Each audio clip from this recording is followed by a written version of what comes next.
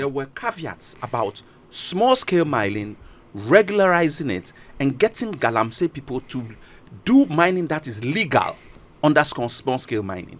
And as a result of that, he would look at giving amnesty to those who were willing to accept their responsibility and go into the legal process. I don't see anything wrong with that. So they will take amnesty forms to the prisons and people will fail. You have said enough. You have said enough. We're having a discussion. I want us to hear Mr. Segbefia. I want us to hear Mr. Segbefia. Let me say mine. Please You go understand? ahead. Please go ahead. Look, so I don't, you see, and this, there's some form of equalization. This is what NDC did. This is what we did. The extent of Galamsey today, is it the same as 7 years ago? There's a great disparity. It has gone through the roof. And you have hit the nail on the head. A president says, I've put my presidency on the line. If that was the case, by now he has resigned. Because Galamsey has not in any way improved. You have a minister of state who has done a report.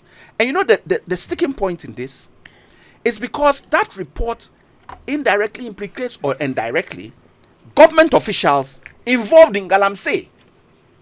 And it is that aspect of it which has gone through the roof that is creating the problem, because everything is rhetoric. They are just speaking, but they are not acting.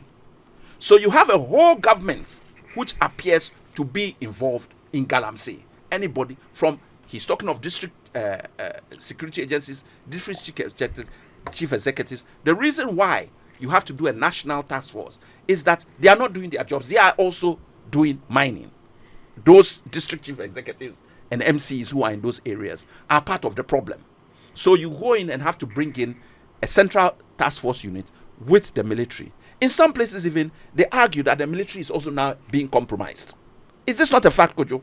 So things have gotten from bad to worse. Why are you talking of NDC? We've been out of power for 7.5 years. Our waters are still brown, even more brown. But should we not be able to look to you for hope? Yes. That if indeed you But you win, have to regularize it. You yourself made a comment. You see, it's not going to go away overnight. This is a long-term process. Why?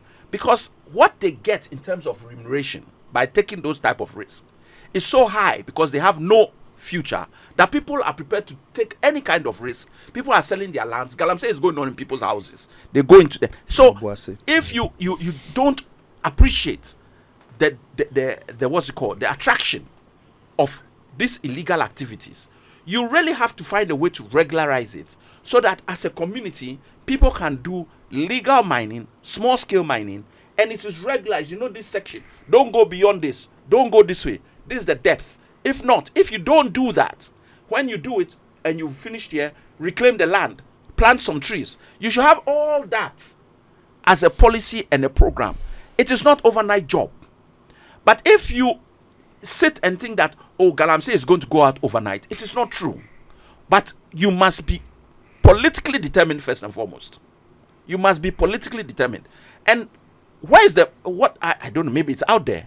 Has the MPP made a statement on this matter of their PC speaking? Have they?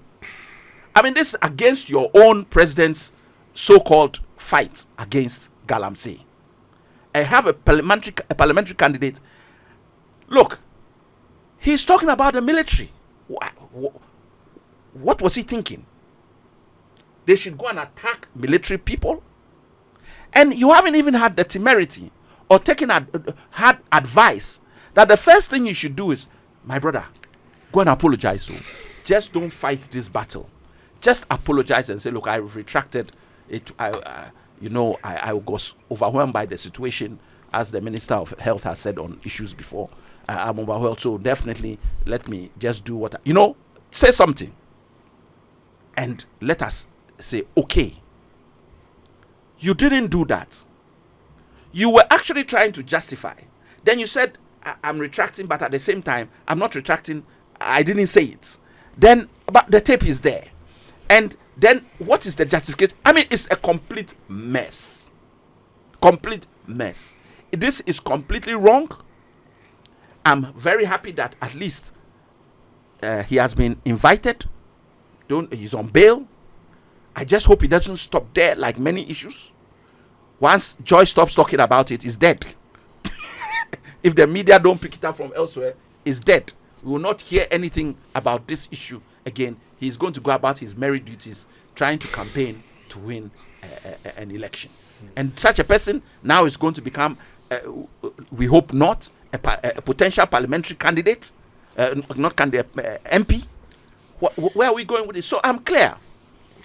You have to have a clear-cut process of regularizing what is a damaging issue. We should make certain things clearly illegal. Those that go into the riverbeds, the whatever they call them, something fan, Yumfan or some Shangfans, and all those should disappear. And it is, you see, it is not an issue currently which stops with those people who you are not naming at the bottom. Those at the top, illegal foreigners or foreigners who are not supposed to be involved in that, to the point where the Chinese ambassador can tell us that we don't grant visas. You understand? She's not wrong though. I'm not saying she's wrong. Yeah. What I'm saying is, how can you compare your time to our time? You understand? It has gotten very, very, very